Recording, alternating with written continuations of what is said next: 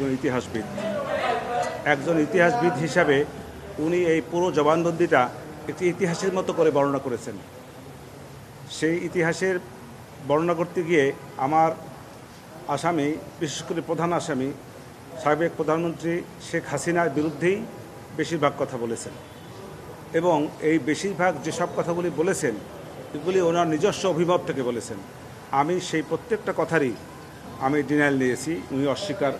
আমি বলেছি যে আপনি যে বক্তব্যগুলো দিয়েছেন এই বক্তব্যগুলো সঠিক নয়।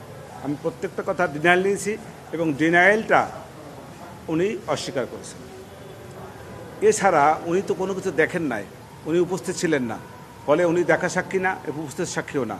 উনি বিভিন্ন বইয়ের রেফারেন্স দিয়েছেন, আমি সেই বইয়ের কথা বলেছি, সে কথা এটা ওনার নিজস্ব অভিমত এবং নিজস্ব বক্তব্য। আর একটা কথা বলেছি, শেখ হাসিনা এবং শেখ হাসিনার সরকারের প্রতি ওনার একটি বিরূপ মনোভাব আছে।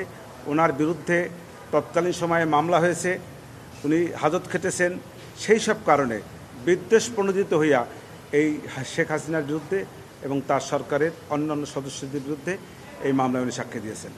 উনি সঠিক কথা বলেন নাই, এইটাই আসলে আমার বক্তব্য। আপনি যেটা বলছেন উনি তো ওটা অভিমত নয়, ট্রাইব্যুনাল লিখেছে এটা পর্যবেক্ষণ। পর্যবেক্ষণ লিখেছে, কিন্তু আমি ওনাকে অভিমতই বলেছি। প্রত্যেকটা জায়গায় আমি অভিমত বলেছি। লেখা কিন্তু আছে পর্যবেক্ষণ উনি বলেছে যে অভিমত না, এটা আমার পর্যবেক্ষণ। তো ওনার ব্যক্তিগত পর্যবেক্ষণ কোনো একজন ব্যক্তির ব্যক্তিগত পর্যবেক্ষণ, সেটি তো মানে